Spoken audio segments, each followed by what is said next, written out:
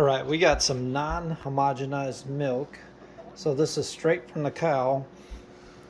It's pasteurized, but it's not homogenized, so the cream will separate out, and they want you to shake well.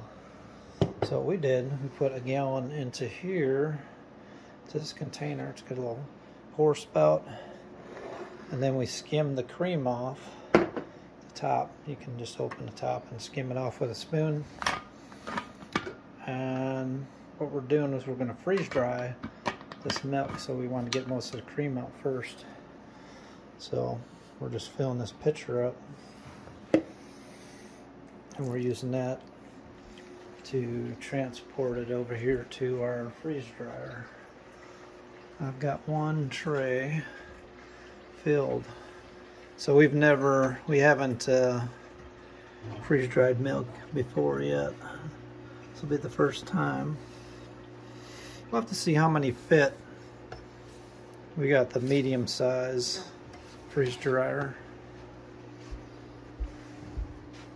So we're just pouring it into the trays this way.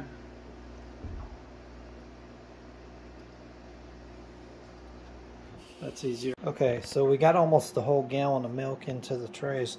This is the cream we skimmed off, and then there's a little bit left in here. We didn't want to drain that because there could be some cream in there yet too. And you'll see how full these trays are. Pretty full.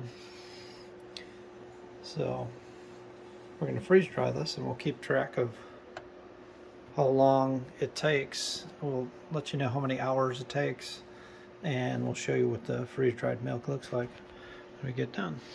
Okay, so this was the cream we got on, almost a pint.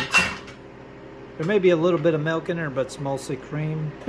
Now the dairy we get the milk from, they milk the cows and they don't take any of the cream off, and they don't homogenize it, so you get a lot more cream in this milk. Yeah, they do pasteurize it, but it's not homogenized, and they leave 100% of the cream. What do they have? Jersey cows? Jersey and Holstein cows, and they mix the Jersey and the Holstein milk together like 50-50. So it's very creamy. All right, our milk has finished, and it took 23 hours and 20 minutes. Now that was with the extra dry time of about an hour and a half. It automatically goes to extra dry time unless you stop it. So there you go, guys. That's how long it took. Let's open this up. We gotta open this valve back here. The vacuum out. We're gonna take a look at it. It looks kind of crusty looking. Let's see. If it's dry all the way, it's still warm. One thing you want to do is always get your food out of here before it. If you wait too long, it'll go into a cooling cycle. So like if you do this overnight and it finishes in the middle of the night, it'll actually refrigerate your food again, and then you'll have to hit this it'll say warm trays up there if it gets too cold. See, right now it's still 130 some degrees on them trays. So there you go. Wow. Yeah, snow. kind of does. Flaky. I'll try some.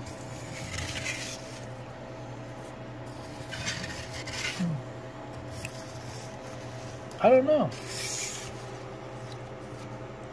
You have to make a glass of milk out of that. I don't know how much. Let's see. Each tray had about a quart of milk into it. We used 4 trays and just a little bit under a gallon.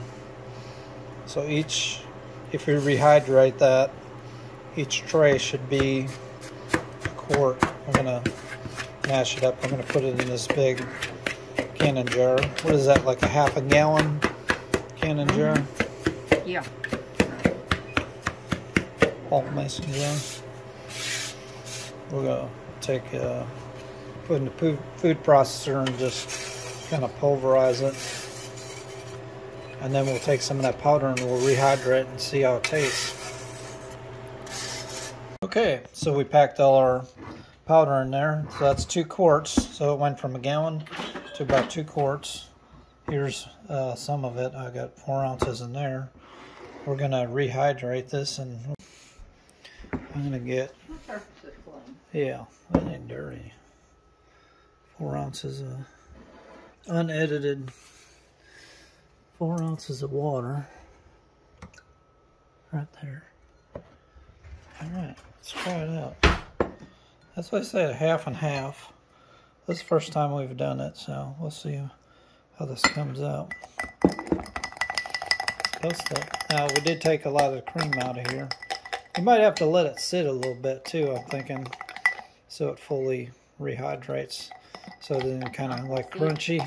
It's thick? It's awful thick. Yeah.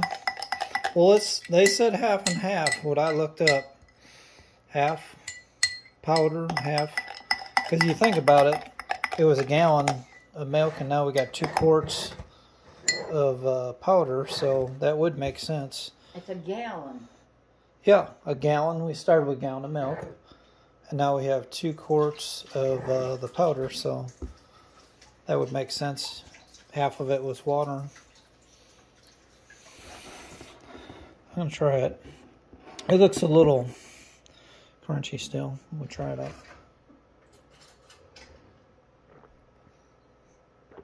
Wow. Ooh, that's real. Actually, it's good.